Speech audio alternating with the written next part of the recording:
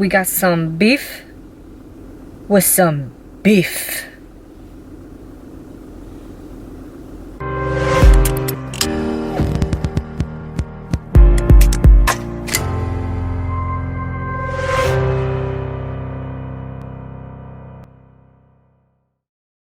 What's good, everyone? Welcome back to the Strong.Sistas YouTube channel. In today's video, we're going to talk a little bit about where to buy your meat from and what the term greenwashing means. Yes, so if regenerative agriculture, the environment, and buying 100% grass-fed and finished meat is something that is important to you, this video is for you. We want to help you stop wasting your money on bogus label claims that really don't mean anything and instead support what you are passionate about. But before we dive into the discussion, we first must demonstrate some scenes from today's angel wing. Must maintain angel status.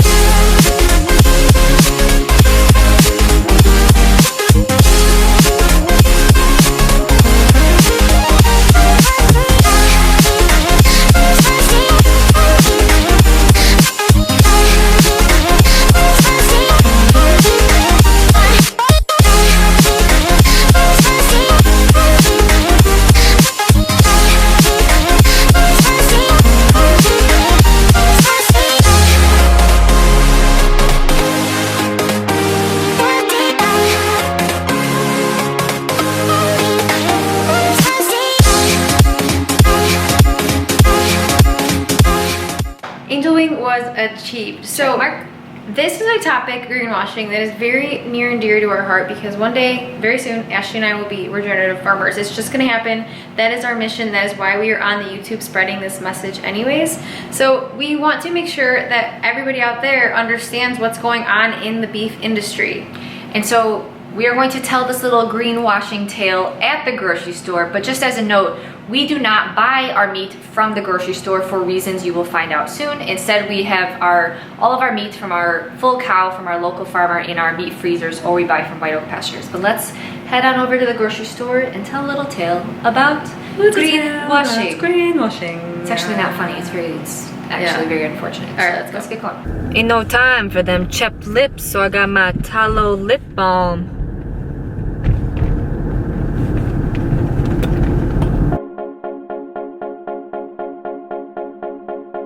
So if you walk around the produce section, you can see where most veggies and fruits are imported from. Kiwi from Greece. Avocado from Mexico. Papaya from Guatemala. Banana from Guatemala. Pineapple from Costa Rica. Tomatoes from Mexico.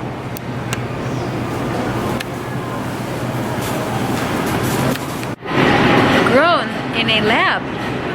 So we know where all this produce comes from because they are required under law under the COOL, C-O-O-L, Country of Origin Labeling Law, to put on the label where the product was imported from and what country it was imported from. But this does not apply for beef and pork products. In 2015, the COOL law was repealed for beef and pork products. This means that companies importing beef and cattle do not have to put on the label where they actually imported it from. So they can put misleading labels on these products as long as the products were passed through a USDA inspected processing facility. So what these companies can do is they can bring cattle over from Australia, cut up the cattle in the processing facility in the US, and then put a product of the USA stamp on the beef product, even though that animal never took one breath of air in the US. So this legal but ultimately corrupt process is what's called greenwashing. So these large meat companies can bring over cheap grass-fed meat from other countries and then sell it at a premium price in the US because they know that there are consumers in the US looking for those keywords, grass-fed and finished.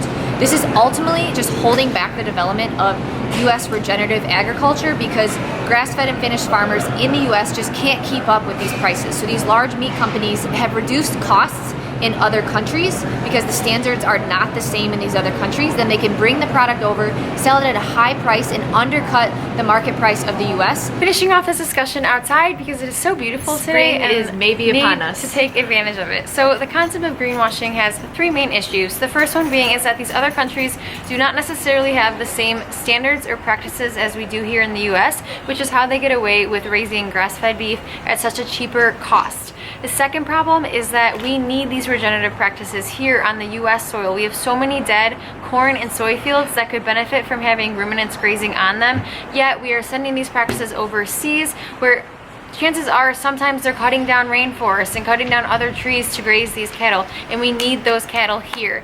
And the third issue is along the same lines. It severely undercuts the US regenerative farmer because it is nearly impossible to compete with these reduced prices, and therefore it almost makes it just financially does not make sense to be a regenerative grass-fed and grass-finished farmer here, which is very discouraging, especially for people like us who want to go into this. So let's expand on that third point. So the US leads the grain-fed beef production in the entire world because the grain-fed cattle's feed, grain, and soy are heavily subsidized by the USDA Federal Farm Program. What does it mean to be subsidized? So these farmers are getting benefits and reduced costs from the government.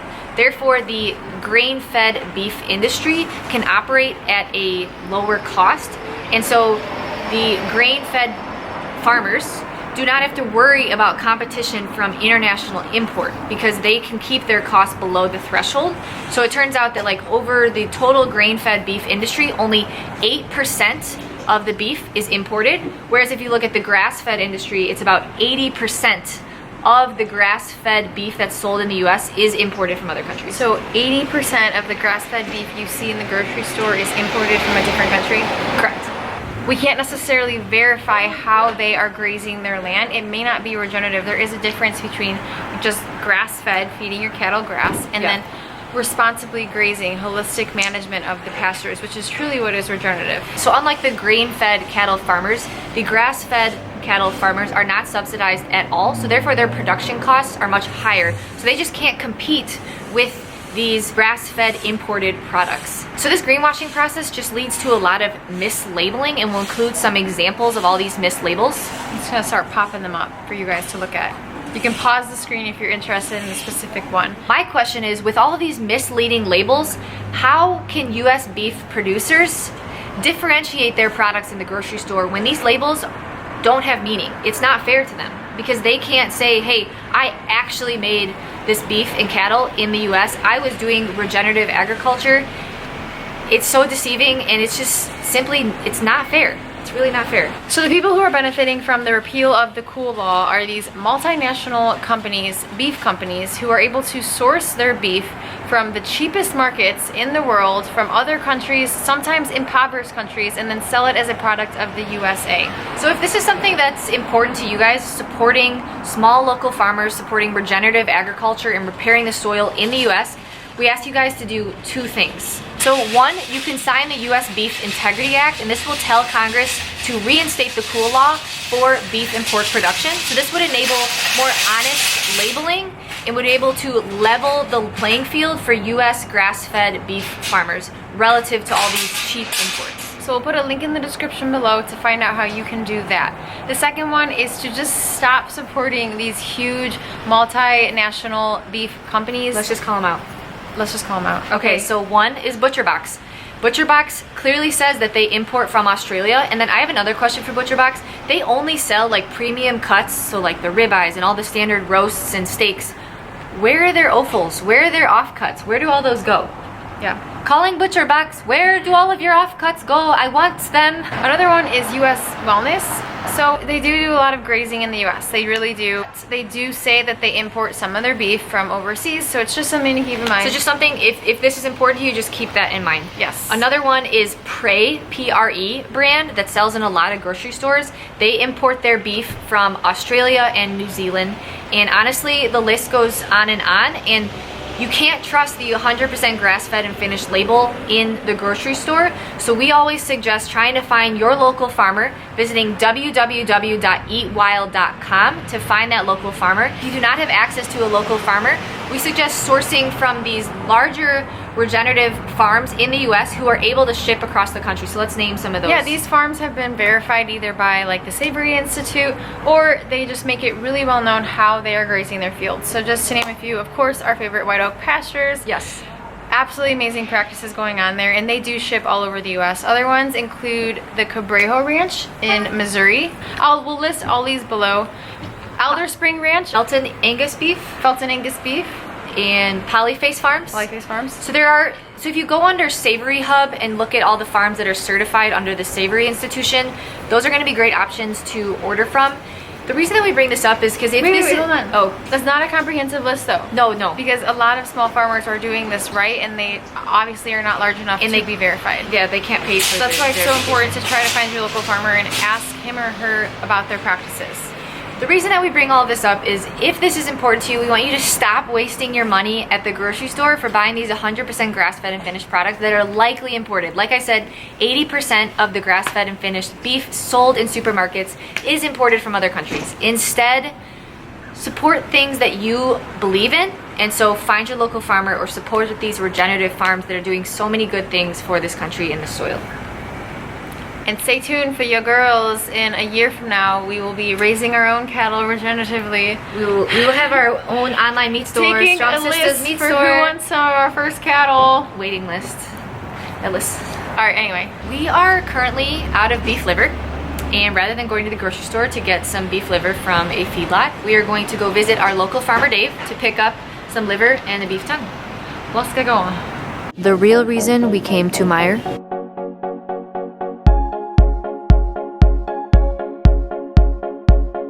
Came across some dead cornfields, so we're tweeting it with just a no. You guys follow We're us on Twitter now. You on Twitter? Strong.Sistas. Yeah, we're trying to keep you guys on your toes with the underscore. But just check it. This is our drive. Rows and miles and miles and miles and miles and miles of dead cornfields.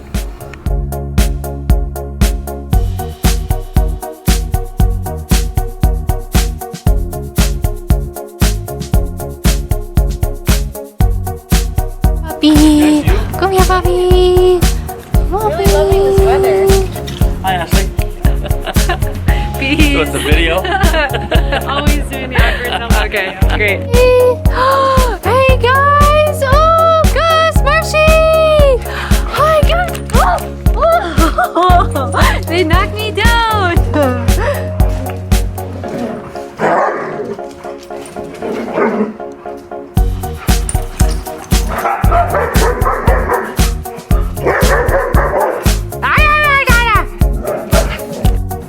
Alright, it is time for platter one. We've got the usual round steak that was lightly seared on the cast iron in some butter, raw beef suet, lamb liver and beef sausage that we made the other day. I just think that is so cool that we made this bad boy. Beef liver, 2 chicken yolks, aggressive salt. Alright, let's see yo. We're gonna wrap up this video here. Thanks for tuning in. This is a very important issue and something that we hold near and dear to our heart because we will likely be dealing with this greenwashing and having to compete against these imported beef products within the next year when we start our own farm. Yes. So if regenerative agriculture and US-based farming is something that is a priority to you, make sure you pay attention to this greenwashing issue. We hope this video was helpful to kind of educate you on what's going on. And then also you can check out a blog post series that we did on greenwashing, which we'll link in the description below. So until our next vlog, guys, behave like an angel.